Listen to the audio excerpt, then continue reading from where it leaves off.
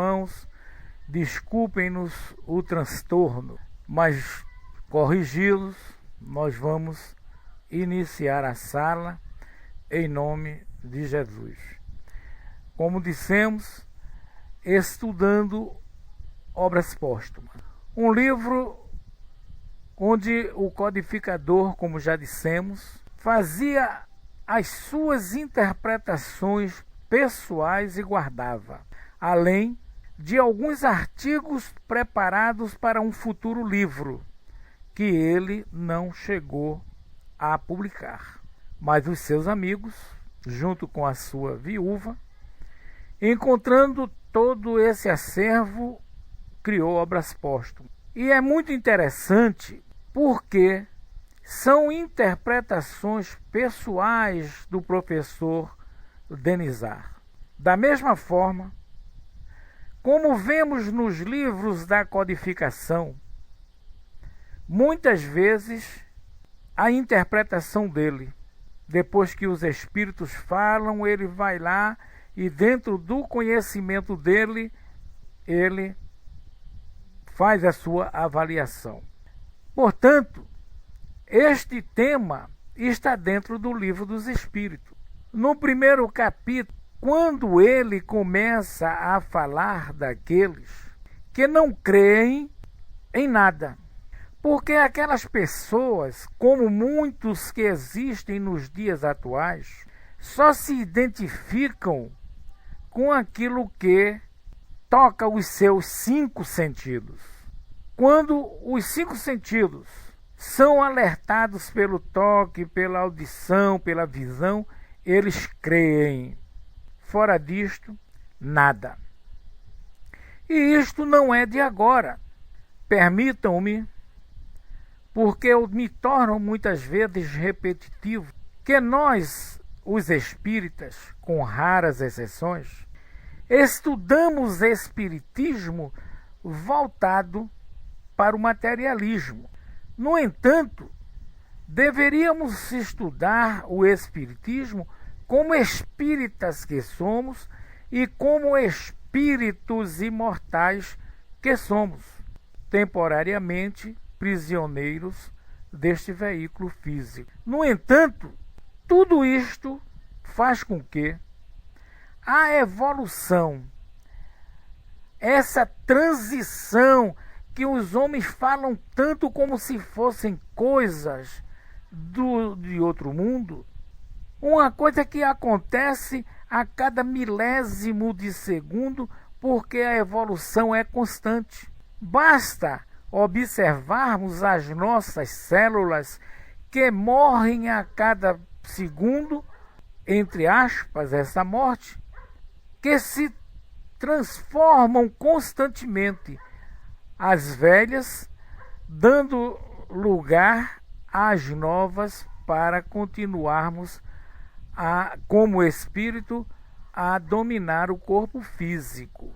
Mas nós, mal acostumados, nós buscamos a letra que mata e não mergulhamos no espírito. Não entendemos que mesmo aquilo que nós chamamos de mal, ele traz um benefício. Vejam que as minhocas, um animal até um certo ponto asqueroso, ela tem uma serventia enorme porque abre canículas na terra para que por aquelas canículas a água que cai possa matar a sede das plantas, que elas cresçam, deem sombras e frutos. Mas os homens, quando eu falo, não quero falar do ontem, mas muitos que vivem nos dias atuais não olham a si próprio como um espírito. E é aqui que quando, como espírito, nós identificamos aquelas coisas, nós só cremos naquilo que tocamos, que sentimos, nós estamos fugindo de uma realidade universal. E quando ele começa a se espiritualizar, ele começa a sentir moralmente a realidade das coisas e dizer que a sua vida, o seu reino, não é deste mundo em que ele está vivendo.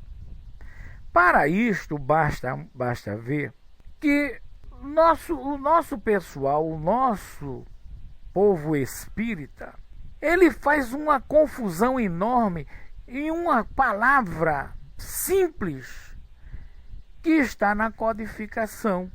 Uma palavra que o codificador diz, bom seria que tivesse uma só palavra para exprimir determinadas coisas. E que, infelizmente, aquela palavra, aquela denominação, ela é abrangente. Ele fala que bom que o estudante procure entender o que é a alma.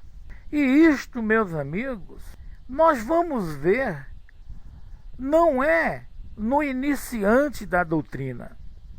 Nós vamos ver pessoas famosas da doutrina se embaralhando nisto, sem entender o porquê da doutrina ter dito que a alma é um espírito encarnado, que é o espírito desencarnado e que a alma desencarnada é um espírito. Observem que quando o codificador ou que os espíritos disseram isto, há uma referência de que a alma que é a inteligência do universo, é um espírito quando está encarnado. Quando ele sai dali, ele vai ser espírito. Mas podemos ir mais além, ao entendermos que é dito no livro dos Espíritos, fazendo uma referência, uma analogia, que alma e espírito constituem um todo. Ora, alma e espírito constituem um todo indissolúvel. Está ali preso, ambos, alma e espírito. Quando vai adiante, ele diz assim: alma e perispírito constituem o ser chamado espírito. Kardec está lá. Alma e perispírito constituem o ser chamado espírito, indicando-nos que a alma toma para si uma porção da energia do universo. A partir daquele momento, ele passa a ser chamado de espírito. É aqui que se perdem alguns estudantes espíritas. Definição correta, completa: a alma é o ser inteligente do universo. É simples. Ela passa a ser um elemento composto, tá? Quando ele pega o seu duplo e quando começa a atuar sobre o corpo físico, é um trio. O uno, o duo e o trio. A alma, o espírito, que é a alma com o perispírito, e encarnado está ali com o corpo físico, dominando o corpo físico. Então, diz o codificador que há diferentes significados para esta palavra alma, mas eles resolveram por bem dizer que alma e espírito são sinônimos. Pronto. Lembrem-se que dizíamos que o codificador falava que seria muito mais prático, muito mais exato, reservar a palavra alma para designar o princípio inteligente. Então, é a alma o princípio inteligente do universo.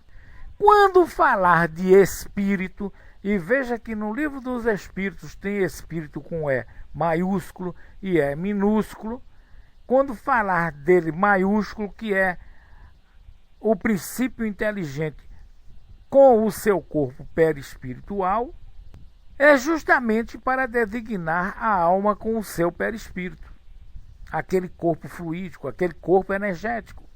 Pode-se conceber um dia o espírito sem o perispírito? Ele diz, pelo pensamento. Então, acabou-se. O perispírito, ele pode viver sem estar animado pelo princípio inteligente? Não. É Gênesis capítulo 14.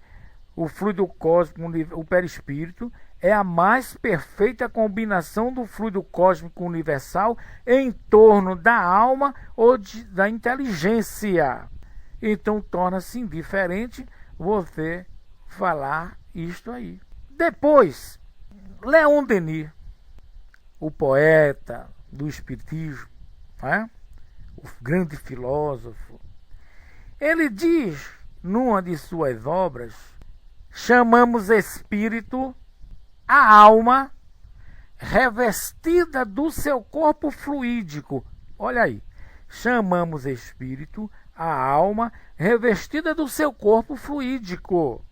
A alma é o centro da vida do perispírito. Se ele diz que a alma é o centro da vida do perispírito, indica que o perispírito está em torno da alma. Da mesma forma que a luz que ilumina as nossas casas, as lâmpadas, elas têm uns filetes incandescentes e na fabricação dela é criado um vidro para proteger aquele filamento. Está aí. O vidro é o perispírito, o filamento a alma, o conjunto resolveu se chamar de espírito. Da mesma forma que ele diz que o centro de vida do organismo físico é o perispírito. Por quê? Porque é através do perispírito que a alma emana as suas energias, acoplando-se ao corpo físico para poder dominá-lo, comandá-lo de acordo com as ordens que vêm do seu campo cerebral. Então não há dificuldade para um bom estudante que queira realmente estudar o espiritismo como ele é, em entender essas coisas. Não há dificuldade. Portanto, os materialistas não entendiam isto, e muito menos de que a grande beleza das coisas que eles construíam estavam ligados, estavam aliados a algo extrafísico, e ele transmitia aquilo para as telas, para o seu trabalho de um modo geral, e quem via também não se embevecia, não ficava elevado com aquilo que via. Era uma coisa qualquer. Só que, com o decorrer do tempo, a linguagem dos homens, através da arte, através de todos os seus trabalhos, começaram a ser vistos com outros olhos. É a evolução. O que é a evolução? A transição que tanto se fala. Então eles começaram a entender que aquilo que eles estavam escrevendo, que estavam colocando na tela, era nada mais, nada menos do que as expressões dos seus sentimentos. E não eram sentimentos que eles viam, que sentiam, que cheiravam e outras coisas. Tinha que ter alguma coisa a mais. E isto nós vamos encontrar Sócrates 450 anos antes da vinda do Cristo, como Jesus, a falar que não poderia ser de outra forma, que o homem era composto de algo que sobrevivia à morte. E ele narrava que aquela coisa, aquele fogo, mergulhava no rio Hades, que era o rio do esquecimento, para vir a ter nova vida. Talvez ele não falasse em existências, porque não era do seu entendimento ainda, ou não era de bom alvitre ele falar aquilo naquela época. Então, como era que ele podia entender essas coisas? Que ele não vivia o mundo espiritual. Ele não vivia o espírito. Como dissemos, muitos companheiros nossos nos dias atuais não vivem o espírito. Não vivem. Muitos dizem, não, eu sei que o espírito, que eu sou espírito encarnado, que o espírito sobrevive, sei o quê, mas não procura viver. Não procura entender Paulo de Tarso quando diz, eu já não vivo em mim. Eu me anulei para que o Cristo é que fale por mim. Da mesma forma que Jesus diz, eu não falo por mim, eu falo aquilo que o meu Pai determina, o meu Pai manda. O que eu falo do Pai e não de mim. Então, como é que poderia, naquela época, como nos dias de hoje, o homem que não entende as coisas espirituais falar dela quando ele não sente, ele não toca? E para que a gente venha tocar, sentir, ver, ouvir, é preciso que tenhamos um estudo mais profundo, exercícios, que creiamos naquilo que estamos vivendo e que tenhamos, como diz a doutrina, o bom senso que teve o codificador para separar o joio do trigo. Somente assim nós vamos nos elevarmos, sairmos do terra a terra, dizer assim, nós vamos sair da imantação da terra, deixarmos de ser este verme rastejante e vamos ser como as andorinhas a singrar o universo, os altos céus. É quando começa a haver a decadência que o homem começa a buscar, para evitar tudo aquilo ali, ele começa a buscar o porquê. Prestem atenção em tudo. Está de vento em popa, ninguém liga importância para aquilo. Quando há um contratempo, as reuniões, os debates, para poder encontrar uma solução para aqueles fatos. E isto foi o que aconteceu no passado e o que acontece nos dias de hoje. Então tem que haver algo além disto que nós estamos vivendo. Buscaram. Mas buscaram quando? Buscaram quando houve a dissidência da Igreja Católica, que o homem buscou a ciência e encontrou respostas para coisas que as igrejas não admitiam, não queriam dizer, mas dentro dele existia um vazio. E o vazio era este algo que vinha quando eles não criam nas coisas, ou criam cegamente, e que vieram entender que tudo aquilo que eles faziam tinham um sócio, e que esse sócio era a sua lembrança nas existências passadas ou os seus amigos que acostavam a ele, como nos dias atuais. Quantos dos senhores e das senhoras não têm ideias mirabolantes para a solução de problemas que existem no nosso dia a dia? E que as pessoas encarregadas de resolverem aquilo não têm essa percepção. Porque estão alheios, estão tão voltados para aquelas coisas que inibem os seus sentidos, que se esquecem do extrafísico. É a história daquele louco que estava no manicômio. Um cara vinha com um carro e uma roda soltou-se.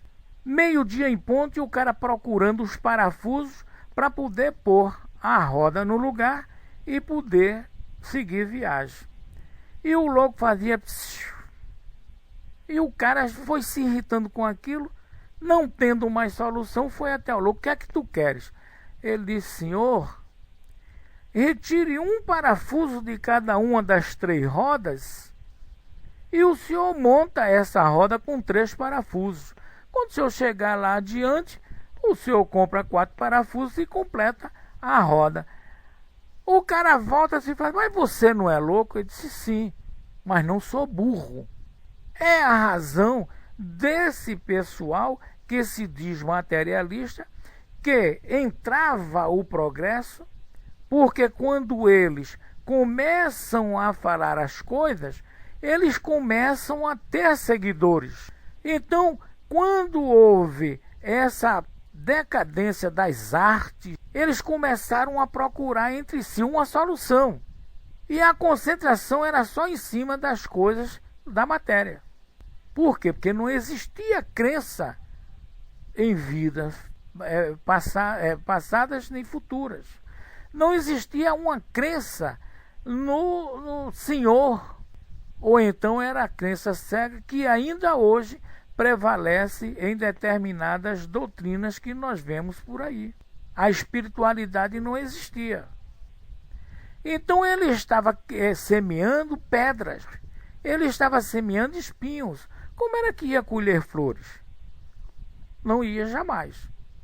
Então foi a partir dali que os homens de poesias, os grandes pintores, começaram a colocar de si a alma, tudo que tinha de melhor de sentimento, e cada vez que ele jogava isto, ele começava a receber mais. Lembram-se de alguma coisa do Evangelho? Aquele que mais tem, mais lhe será dado. Então ele já tinha, como todos nós temos. Todos nós temos em nós todo o conhecimento do universo em forma latente. À medida que nós vamos colocando em prática as primeiras letras desse conhecimento, as outras vão surgindo, esperando que essas letras formem palavras doces como o mel, que venham servir para ajudar ao próximo. Porque se isto não acontecer, aquele que tem pouco dentro da lei, o pouco lhe será tomado, porque haverá o esquecimento, ou no pior das hipóteses, a construção nossa será um labirinto onde vamos nos perder com certeza. Então vejam, deste fato, eles não crendo neles, não crendo no futuro, não crendo em nada, eles simplesmente não entendiam a lei do progresso, não entendiam essa transição planetária, a evolução das coisas que, vejam, nós vivemos no século XXI. Quantos de nós estamos percebendo que este é o século do Espírito, é o século da luz? Quantos estão percebendo que por baixo de todas essas catástrofes tem muitas coisas boas surgindo? Quantos? E quando eu falo isso, eu falo dentro da nossa doutrina. Eu não quero ir fora dela, não. Porque ainda hoje nós vamos encontrar os elementos dentro da nossa doutrina voltados única e exclusivamente para o vil metal.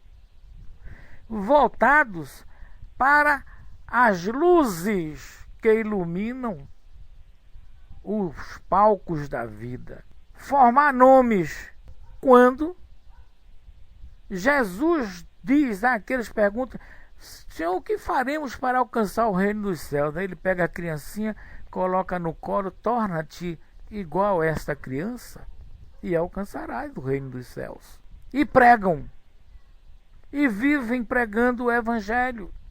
São verdadeiros padres, pastores, conhecem a Bíblia de cabo a rabo, mas só citam as coisas que lhes interessam. Não são capazes de pegar um texto e dizer: é isto.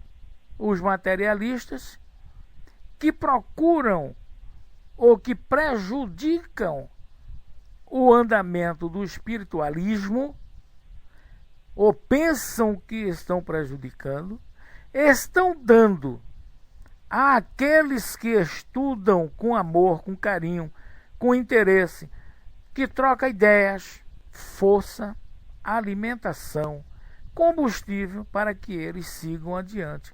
Porque eles vão encontrar em todo aquele aparato materialista a certeza do espiritualismo. Um dia nós vamos ver como aquele farmacêutico, que o Deus dele era o dinheiro, o Deus dele era o conhecimento que ele tinha ali dentro da farmácia, e chega uma criança correndo: Senhor, Senhor, acuda-me que minha mãe está morrendo e preciso aviar esta receita.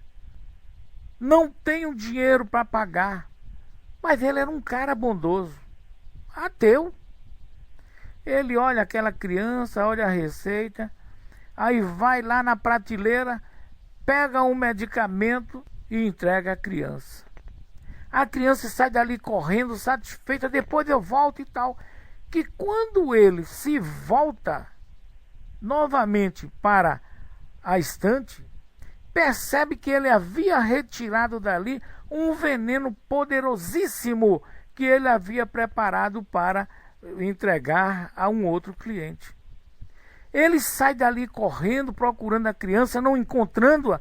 Ele volta choroso, chega dentro de sua farmácia e diz assim: ó Deus daquela criança, se realmente és o Deus que protege-a e protege a sua família, fazei com que ela não dê aquele veneno à sua mãe, porque vai matá-la.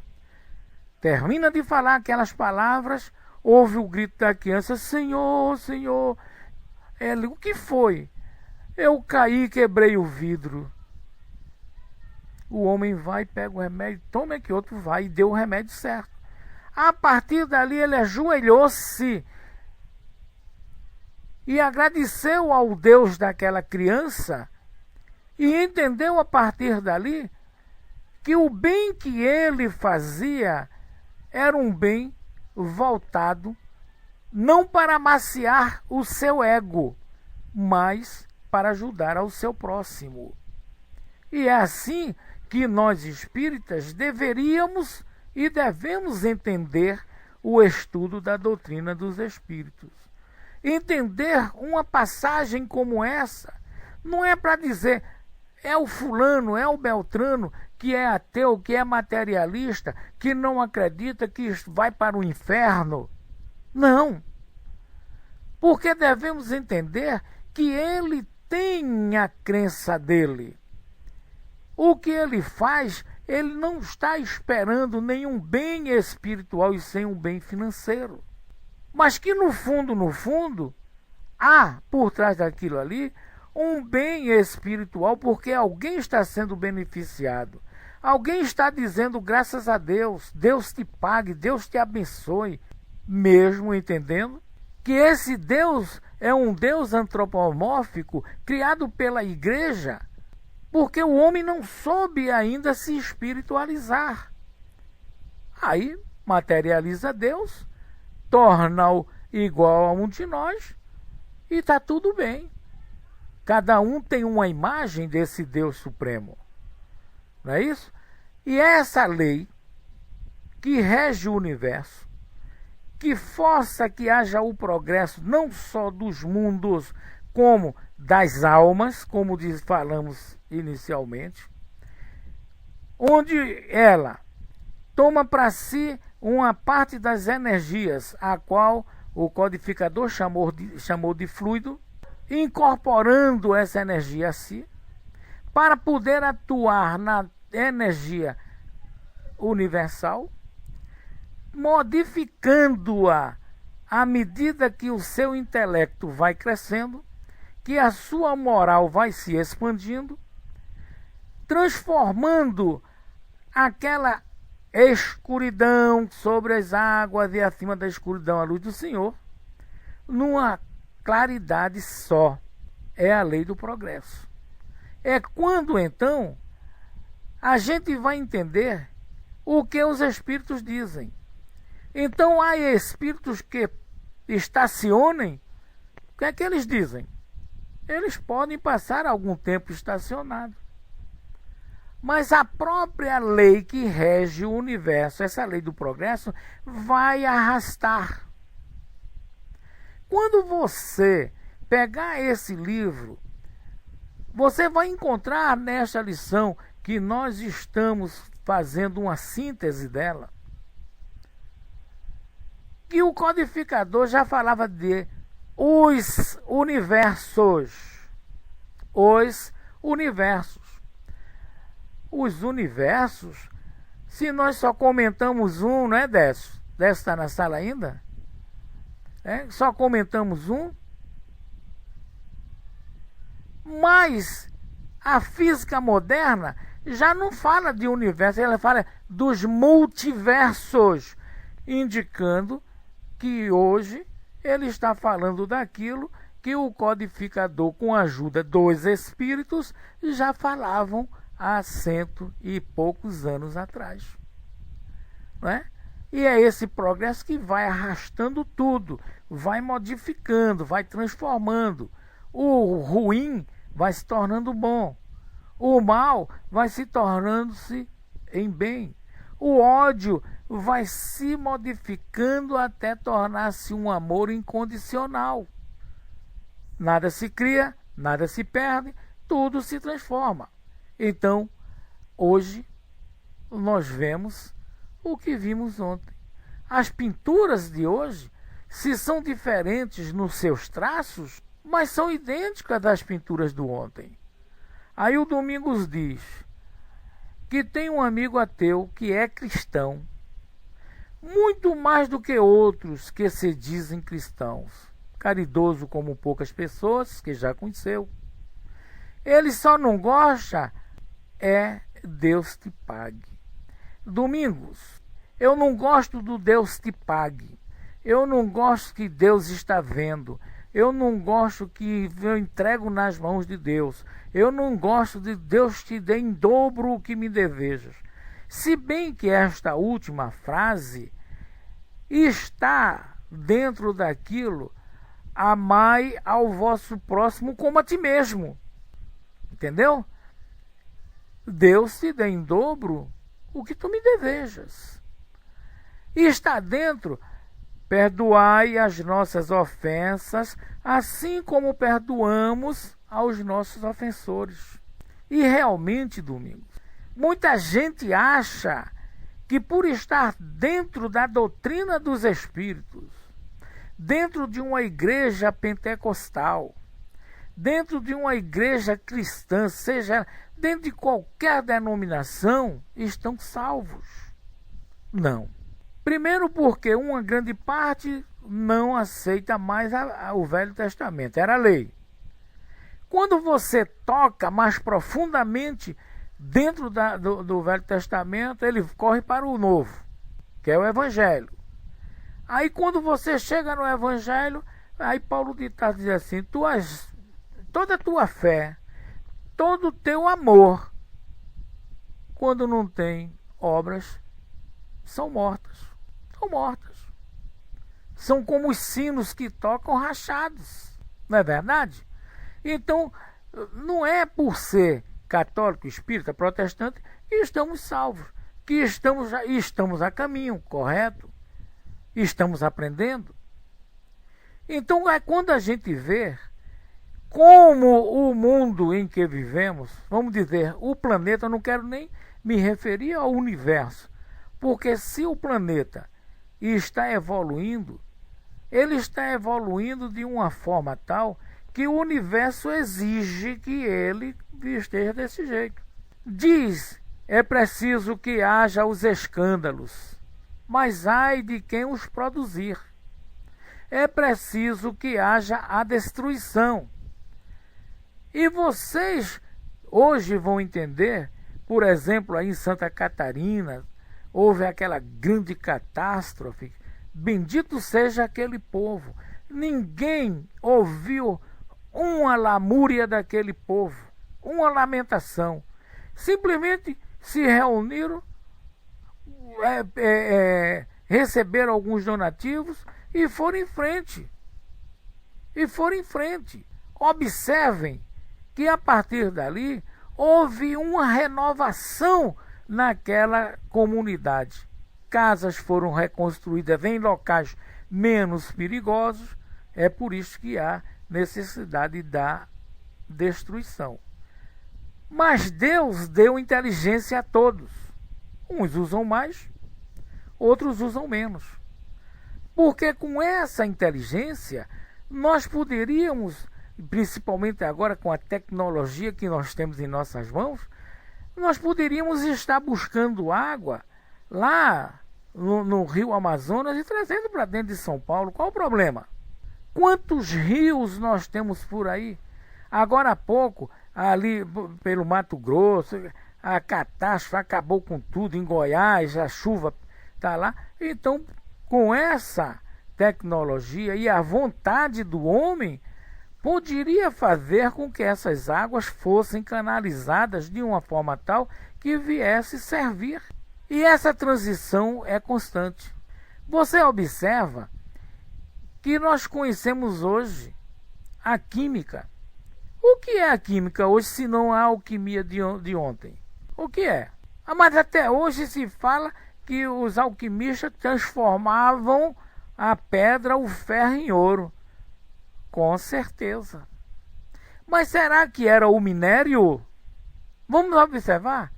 Será que era o minério? Ou eles pegavam esse ferro bruto, que é a alma na sua primeira infância, aqueles homens de duras serviços que fala o Velho Testamento, que aqueles sacerdotes procuravam modificá-los para o ouro reluzente, o ouro caríssimo, valiosíssimo, porque diz o Evangelho que nós devemos nos alimentar de uma forma que as nossas entranhas tornem-se amargas. Quer dizer, que os nossos egos sejam mortos, mas que nossa boca, dela flua o mel. Palavras doces, são palavras caríssimas, são palavras que alimentam, que curam. Mas não é verdade? Então as coisas vêm sendo modificadas. Dos 12 que estão na sala, 18, não sei, quem pode levantar a mão e dizer assim: eu não mudei nada, eu sempre fui assim? Porque no pior das hipóteses, vocês haverão de reconhecer que na sua infância você tinha ossos mais frágeis, uma pele mais suave, e por aí vai os exemplos. As mudanças acontecem. A voz torna-se mais forte, mais grossa. Então, em todas essas épocas, como nas épocas vindouras, essas transformações vão acontecer. Quer na arte, quer na filosofia. O que é isto? É simplesmente um passo adiante. Tem um brasileiro aí que está percorrendo o mundo, pintando quadros gigantescos nas paredes. Está aí, famoso. Partiu de onde aquilo? Partiu de um simples rabisco numa folha qualquer, nas suas primeiras aulas nas escolas públicas, nas escolas particulares, nas escolas primárias. Então a grande maioria de nós, como é a Madá diz o que é ali, os cabelos ficam brancos, lógico, e vai perdendo. A Madalena diz: eu tenho um filho ateu, não aceita o ranço das religiões, acredita em algo. Com certeza, Madalena, até o ateu ele acredita. E você veja que vocês que fazem faculdades, chega num momento que vocês deixam de crer. Por quê? Porque o homem cansa de ouvir falar. O homem é um tríodo de espírito, perispírito e corpo físico nos centros espíritas. Pouquíssimas casas chega para você e diz: olha, espírito é a alma com o seu invólucro, o seu envoltório, que forma o espírito. O perispírito é esse envoltório que a alma tomou para si. É através desse elemento que ele se acopla ao corpo físico. E vai mais além, porque pergunto a vocês, quantas vezes vocês já ouviram falar que o perispírito é um corpo energético? Quantas vezes? Fala. Escrevem aí vocês. Quantas vezes? Vocês já ouviram falar com certeza. Mas são pouquíssimas das vezes, porque fala só no fluido. E o que é o fluido? É fluido. Aí vai para o dicionário, é tudo que corre, e sei o que. Mas a ciência, né? A ciência vem explicando, vem descobrindo uma coisa que o codificador já recebeu dos espíritos. Vejam em Obras Póstumas que ele já comenta a respeito dos multiversos com o nome, os universos. Então, a grande maioria dos homens, e dentre eles os homens de religião, os homens de ciência, tem medo. Tem medo. E vocês querem ir mais além? Estamos em 20. Todos somos espíritas, sim. Mas eu quero que de sã consciência vocês me digam se estão em condições de, mesmo estando em grupo, estarem diante da aparição de um espírito. Vamos ver. Quem tiver problema cardíaco, desmorona logo ali.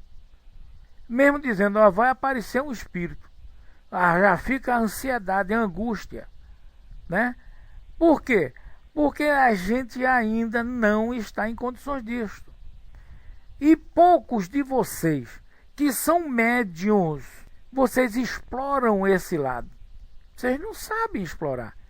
Ou então exploram em demasia, se apavoram, ou se acham o bom, porque sempre existem as pessoas que começam a comentar, poxa, fulano é muito bom, beijinho, beijinho. E o cara não está em condições de receber elogios. Ainda esta semana, ouvimos um comentário, uma entrevista com Júlio César, e o repórter falou assim, e a Copa passada? E a Copa? Ele disse, eu errei porque eu estava muito confiante. Hoje eu estou mais atento, mais pé no chão. Quer dizer, mesmo endeusado, ele hoje já não se considera o Deus. Ele considera um Deus. Então essa riqueza está diante de todos vocês, está diante de nós. O Arildo nos ajudando diz que somos a interação do corpo, perispírito e matéria. Ô Arildo, meu irmão, veja só, Arildo. Quando você fala corpo, você já está falando da matéria. É a matéria. A interação está no corpo, no perispírito e a alma. Corpo, perispírito e a alma. Sabendo que a alma é um gerador de energias, o perispírito é a energia que compõe o universo e o corpo físico é a mesma energia num estado mais grosseiro, que é a condensação dele. Ah, mas espera aí, não é o óvulo feminino que é o hospedeiro do vetor que é o espermatozoide? Sim. Porque a matéria, a energia existe, diz lá no livro dos Espíritos, existe em formas que não conheceis ainda. Não conheceis. Não é verdade? Então vamos deixar de lado, hoje que nós estamos vivendo essa era espiritual, vamos esquecer um pouco essa vida material.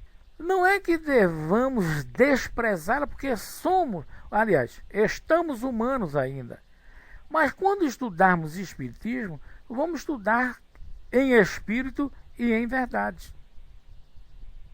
Não vamos deixar que aconteça como nos tempos antigos, quando a Grécia Antiga pegou todo o elemento da natureza e transformou em Deus.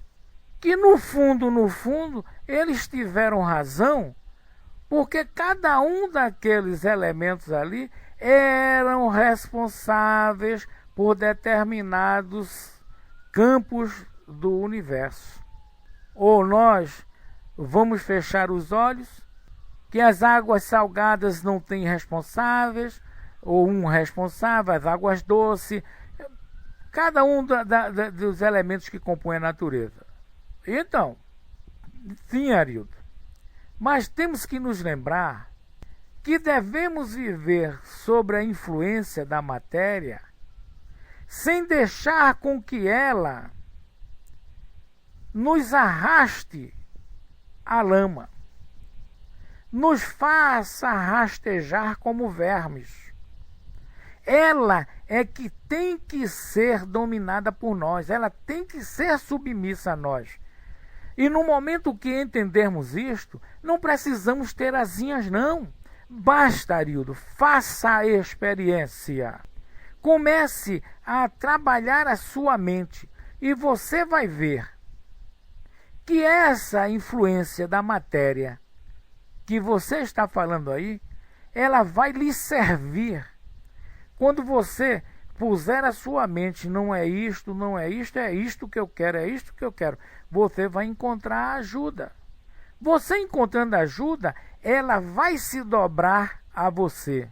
Se você ler um livro, José do Egito, e buscar na profundidade dos ensinamentos que tem ali, ele foi educado por um caldeu, um feiticeiro caldeu, tá? E tem uma alegoria ali, ele lutando com uma serpente. Não era brigando com a serpente, não. Era ver quem dominava um ou outro. E ele conseguiu dominar a serpente. Aí quando a gente vai buscar por outro campo, nós vamos encontrar coisas que vai dizer assim, meu Deus, eu passei por cima disso tantas vezes. Então é a partir daí que o progresso da humanidade vai fazendo o progresso do mundo, vai se ajustando ao universo como ele é e como ele quer que sejamos.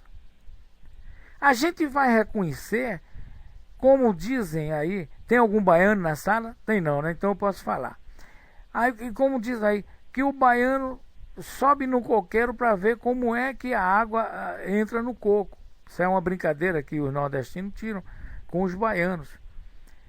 Mas vejam que coisa gozada. O coqueiro dá com muita força em terras salgadas, em beiras de mar e outras coisas. E tem uma água tão doce.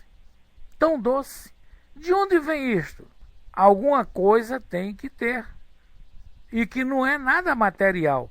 Porque o homem não consegue fazer aquilo. Então a gente tem que, sim, Madalena, mas essa transformação, quem faz? O homem? Não é. É a natureza regida pela lei do universo.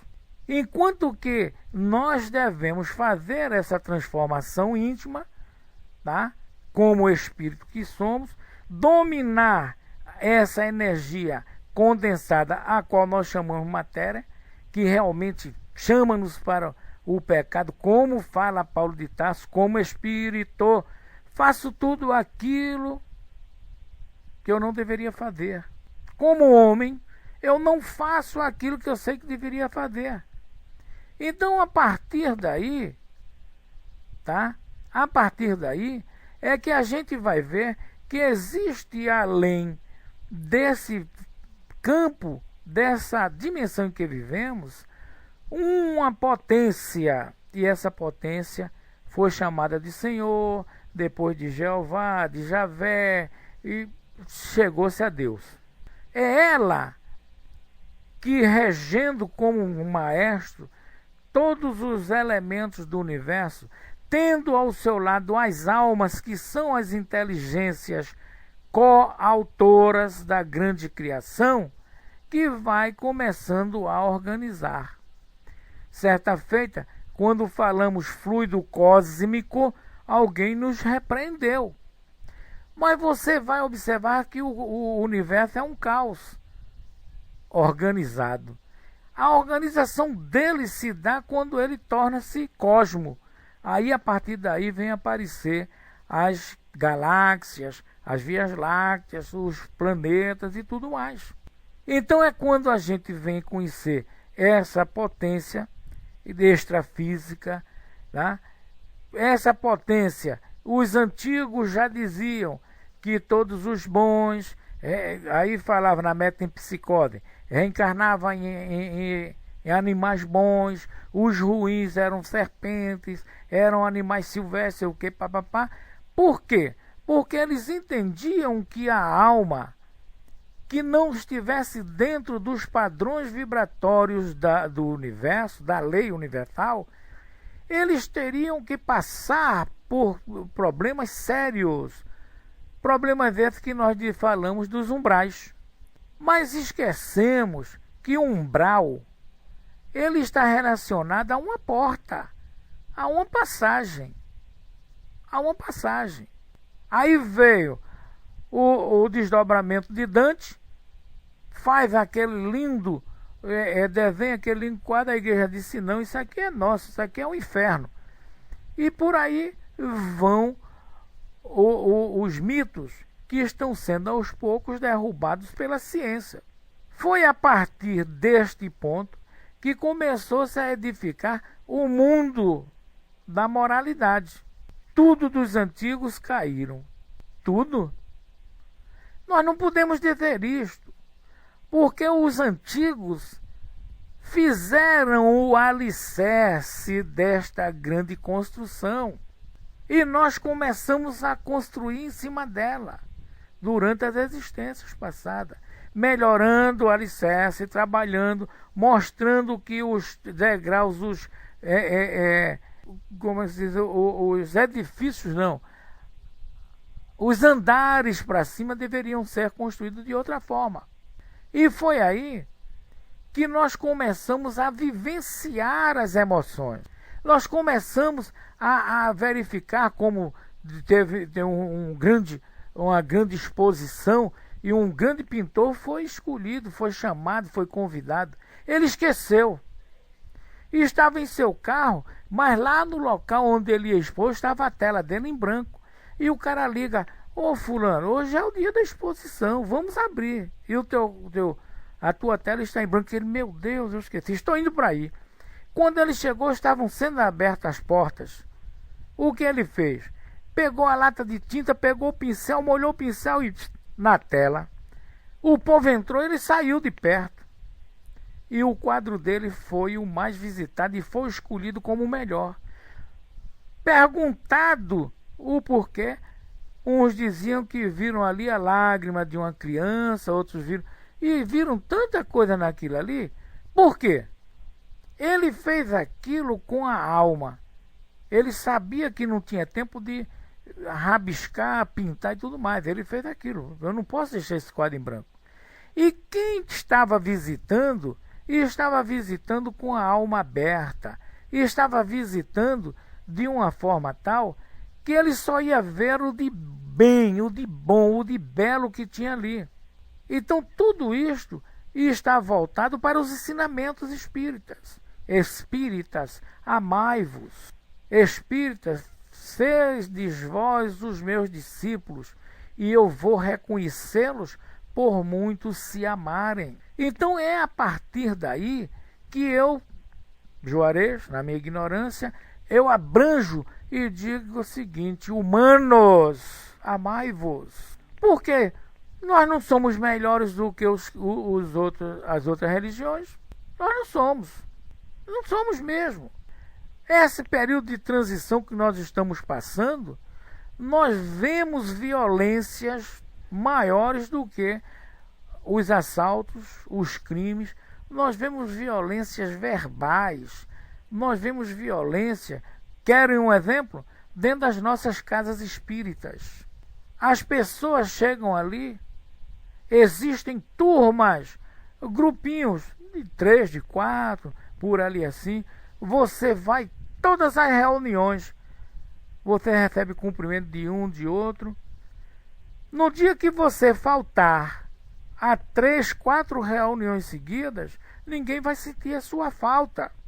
Isso é violência, não é verdade?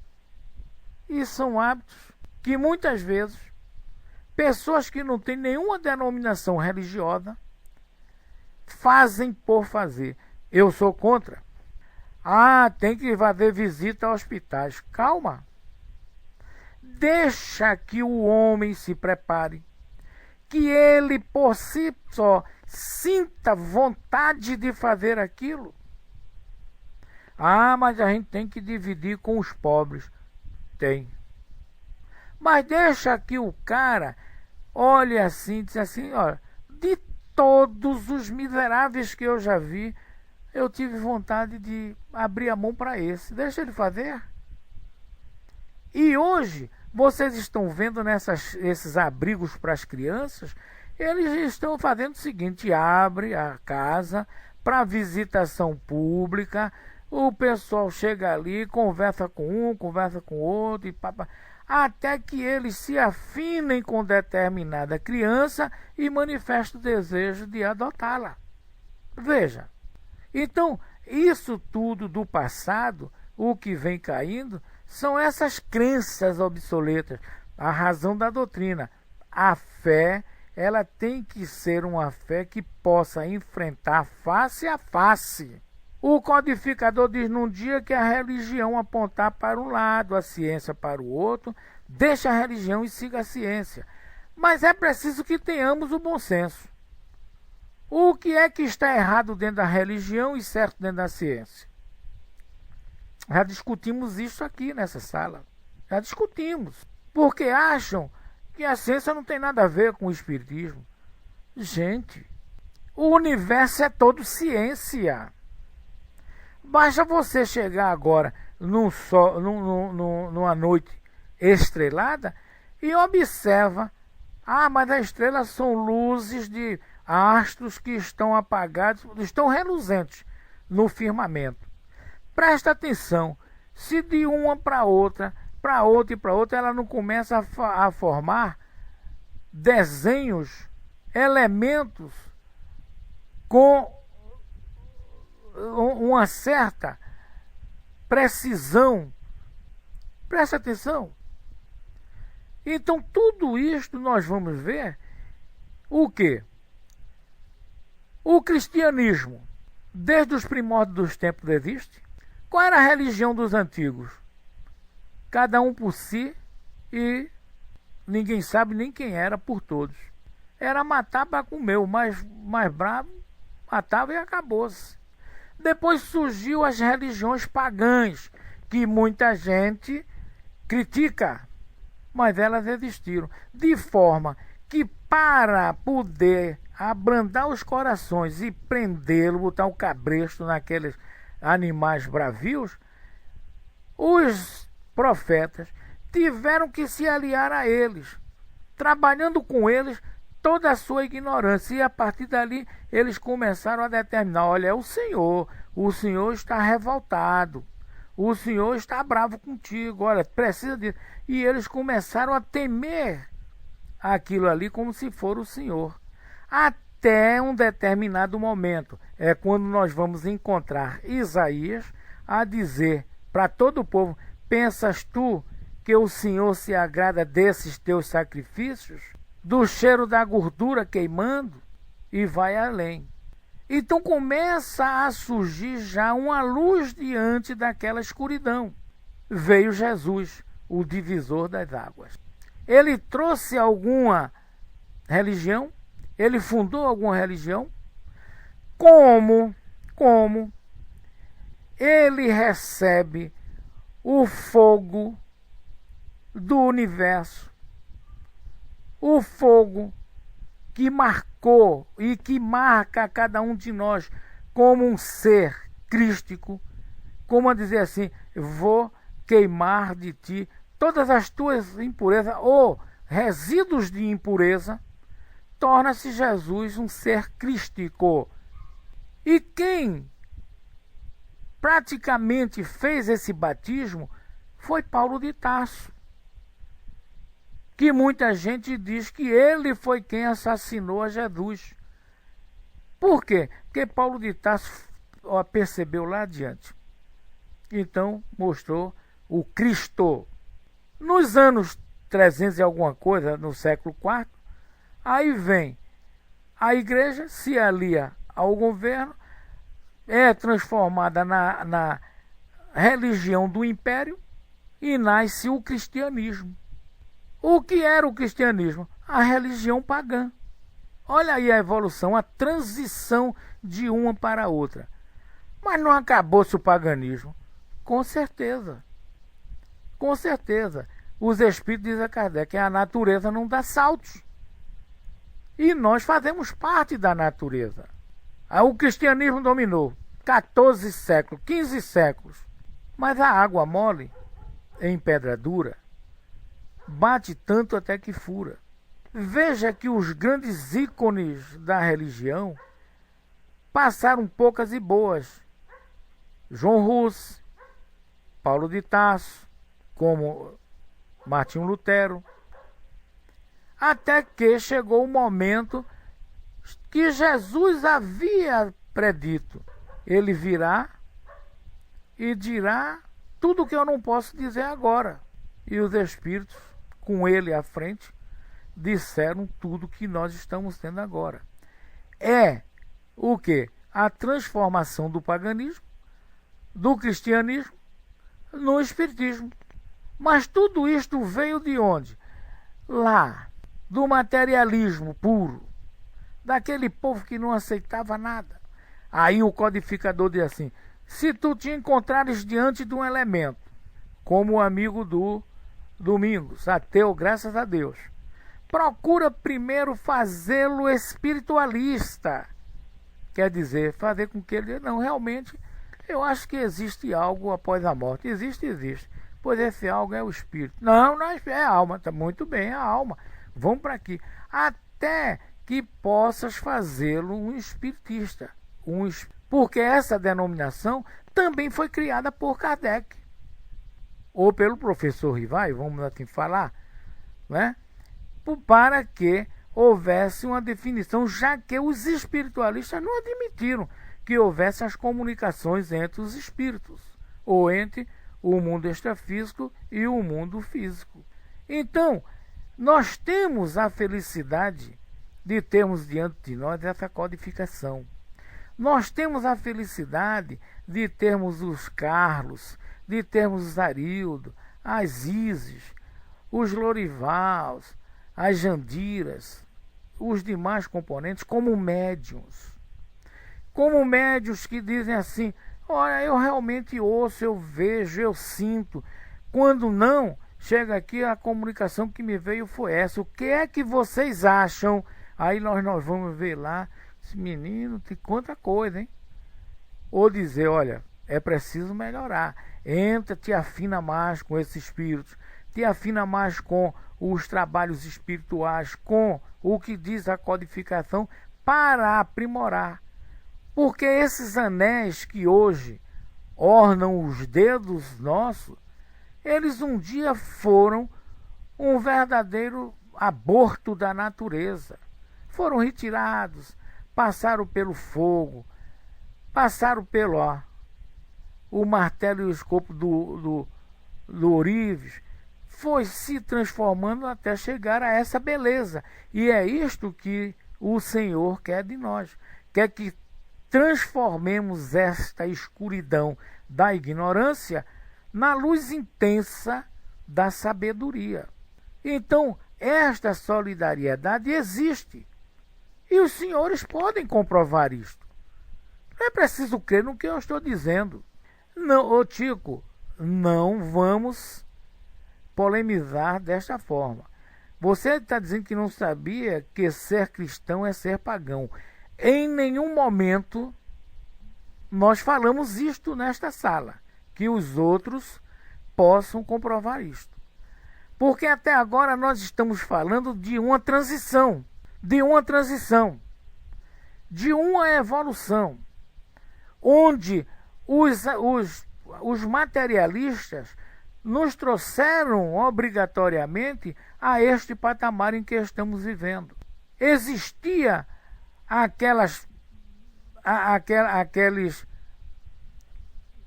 elementos que faziam as oferendas. Existiam. Como hoje ainda existe. Depois veio a religião cristã. E quem eram os cristãos, senão os pagãos? Ou não conheces tu, Tico? Ou não conheces? Quando João Batista estava a curar, a batizar, chamou aqueles que chegaram até ele de bando de víboras, porque conhecia João Batista que eles viviam no paganismo. Eu disse e afirmo, Tico, da mesma forma que eu agora afirmo a você, que você não nasceu espírita, em berço espírita, como muitos do que aqui estão. Se não tinha religião, não tinha. Não era materialista, não era. Não era ateu, mas não tinha religião. Até que se encontrou. Por exemplo, o codificador da doutrina era espírita? Vamos lá? Me mostre uma só passagem. Ele nasceu num berço cristão, foi educado num berço protestante e tornou-se espírita. De onde veio esse cidadão? É aí quando eu digo que nós espíritas nos apegamos a essas pequenas coisas, ou não entendemos, me desculpem, e passamos a embolar o meio de campo. Eu digo e afirmo, eu não nasci espírita. Eu nunca fui de ir para a igreja, como muitos outros que têm por aí. E terminei espírita. Pois é, você foi católico até os 10 anos. Hoje, você é umbandista, é espírita, é protestante, não importa. De onde você veio? Do catolicismo. E observe que essa palavra cristianismo, ou cristãos, está se relacionando ao espírito evoluído chamado Cristo. Acabou-se. Que inclusive eu poderia dizer, eu não sou espírita. Porque muitos dizem, eu sou kardecista. Eu não sigo os homens, eu sigo as ideias. Porque se fosse assim, eu antes de dizer que era kardecista, eu diria que era jesuíta. Porque o Livro dos Espíritos, Kardec pergunta qual era o protótipo de perfeição para a humanidade. Ele diz, vê de Jesus. Então por que seguir a Kardec se eu posso seguir a Jesus? Como é que fica? Analisem por este ângulo e vamos um pouco adiante para encerrarmos os nossos trabalhos, tá? Então, a gente vai ver, como já falei aqui uma vez, que somos anjos pela infinita misericórdia de Deus e demônios por nossa própria culpa. Justamente por isso aí. Nós estamos de olhos fechados, tá? Estamos de ouvidos também fechados. Falamos muito e agimos pouco. O Espiritismo veio para trazer a esperança de que nada está perdido. Nos antigamente, gente, Semana Santa, uma vírgula que você falasse, mulher não penteava cabelo, não se varria a casa e outras coisas que era pecado, ia para o inferno. Tudo isso quebrou-se. Só se podia comer peixe na sexta-feira. Um papa quebrou isso, disse negativo. Não tem nada a ver. Porque qual foi a sexta-feira? Qual foi a data? Ele cobria esse espelho, Madalena, justamente. No entanto, é a vida que está levando as pessoas a se alimentarem de vegetais. Não comerem carne. Quando muito, um peixe. Aí vem uma seita, uma doutrina, sei lá o que é, uma sociedade que se alimenta só de grãos, comidas espetaculares, dos animais, só os ovos, o queijo. Eles dizem uma coisa correta. Enquanto nós estivermos levando aos frigoríficos essas manadas inteiras e sacrificando, a lei da reação estará contra nós. Olha aí, a lei da reação estará contra nós. E diz que se eliminarmos este vício, nós teremos mais alimentação, mais água, Porque para se limpar um animal desse abatido, gasta-se muita água, polui-se os rios e as terras. Em contrapartida, o adubo, a terra seria mais adubada com o esterco deles. A própria natureza se equilibraria, porque ela tem um equilíbrio próprio. Então a gente vai ver como é que as coisas vão acontecer. Então existem as coisas, nós já assistimos, já sabemos.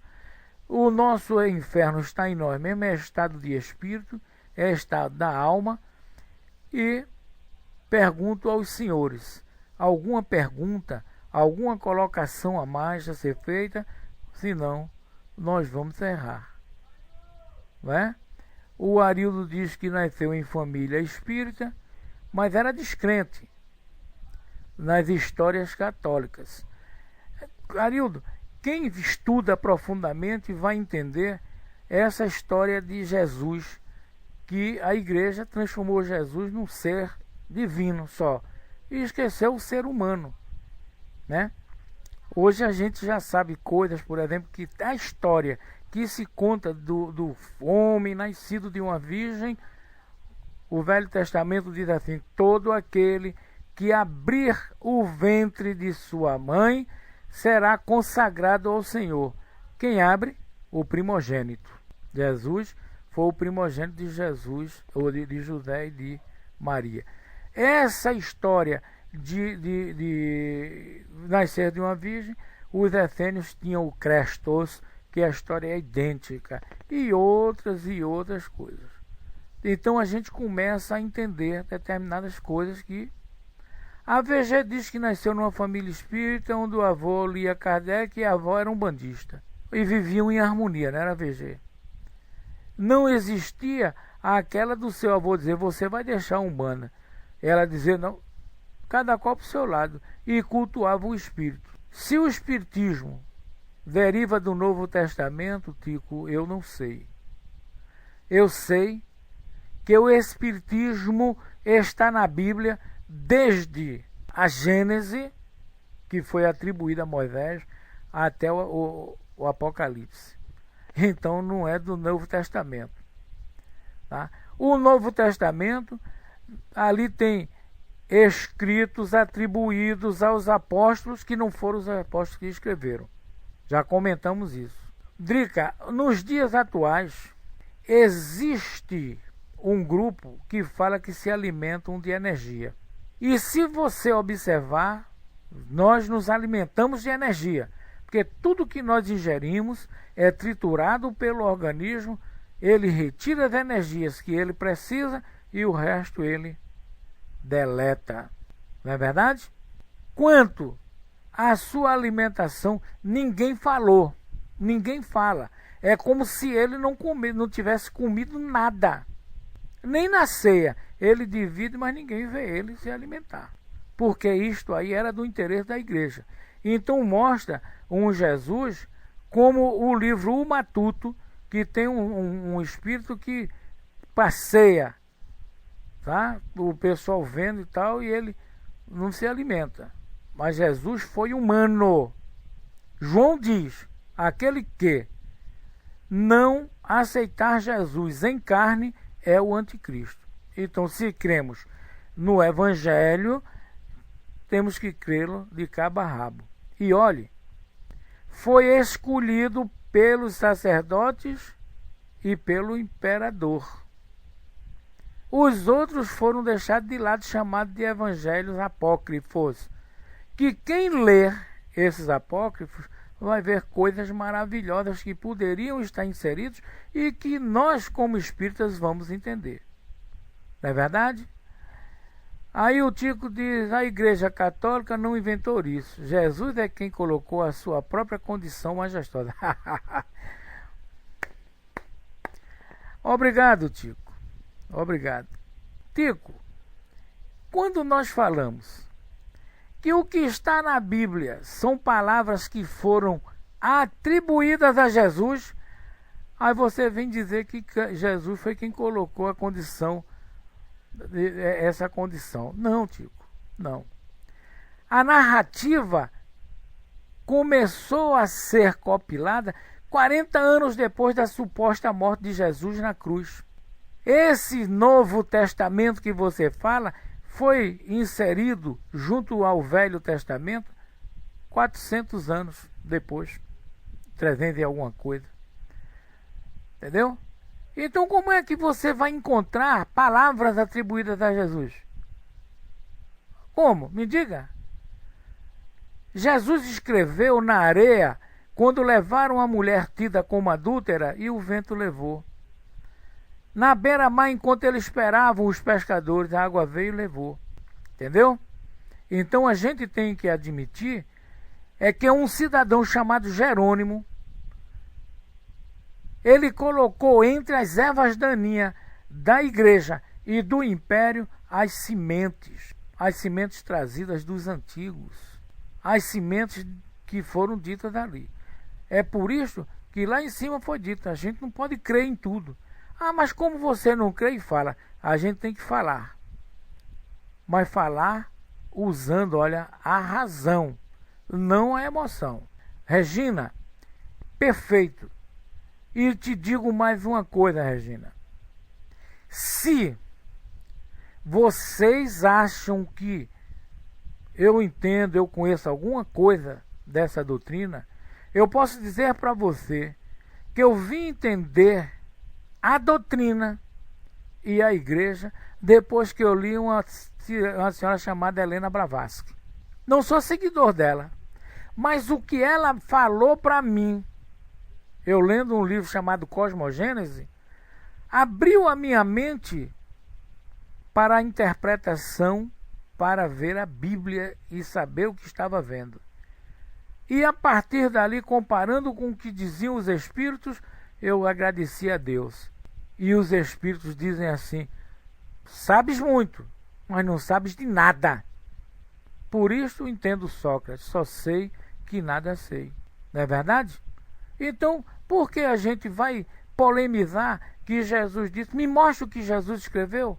Me mostra a religião de Jesus. Agora, ele era um espírito iluminado? Sim. Único? Não. Palavras atribuídas a ele: podeis fazer tudo o que eu faço e muito mais. E agora? Só que ele está anos-luz adiante de nós. Entendeu? Então a gente não pode, por hipótese alguma, uma outra coisa, gente. Jesus era um espírito puro? Era. A doutrina é clara, como diz o Arildo? Sim. Aí faço a pergunta: ele abriu o livro para que todos lessem e entendessem o que ele trazia consigo? Escrevem aí.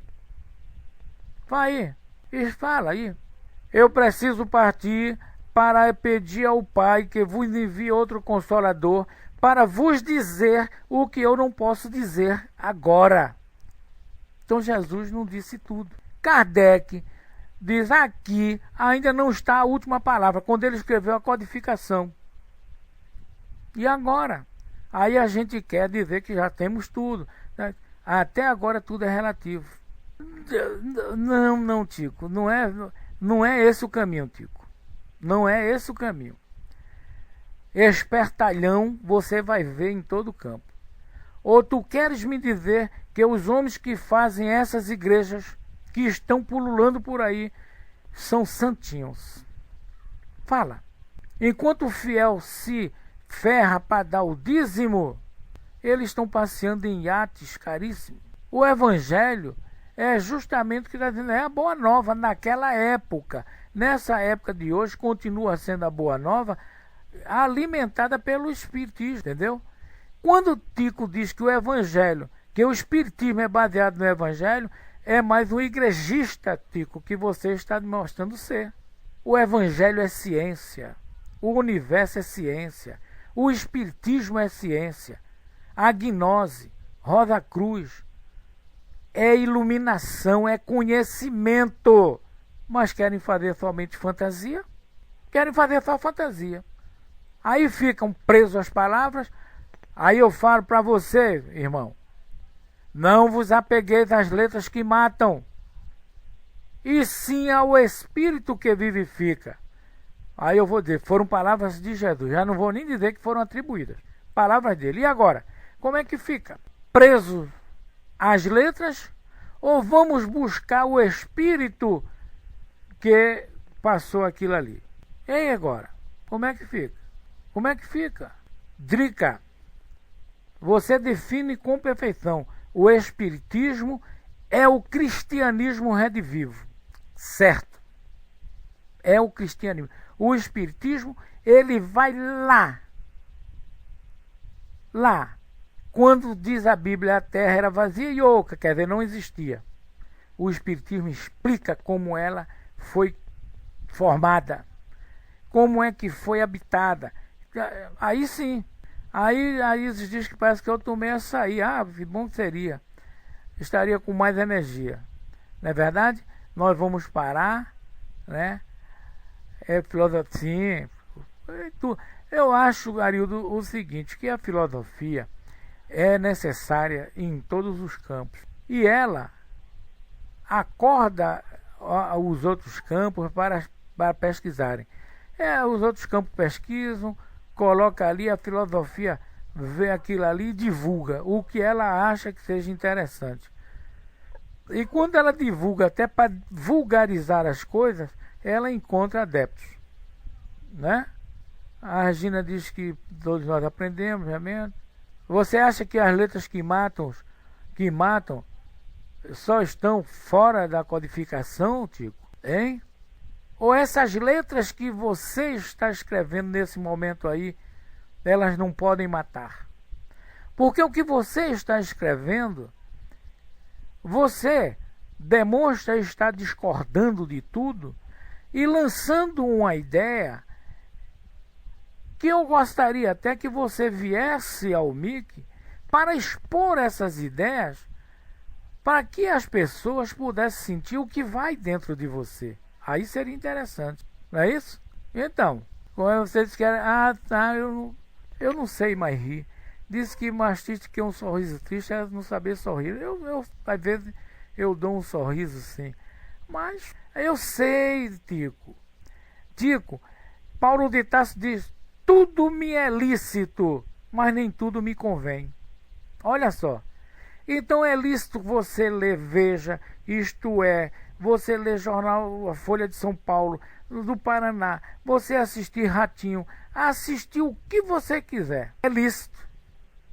Mas convém você guardar aquilo que está ali, entendeu? Não.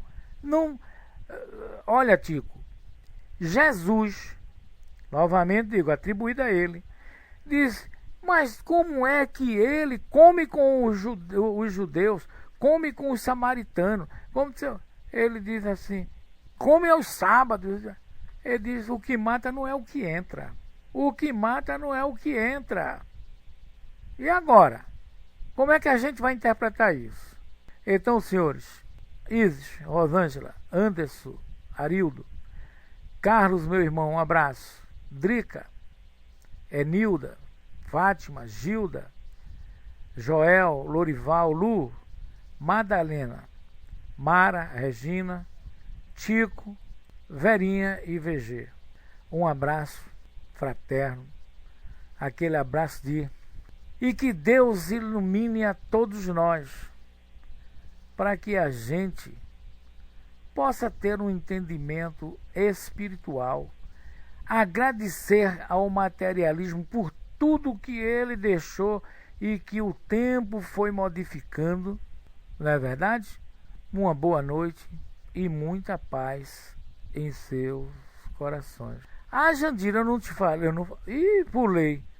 Mas pronto, você vai ser a mais elogiada. Um abraço, como diz o meu amigo Décio, um beijo em seu coração e que Deus te ilumine, Verinha. Ô, Jandira.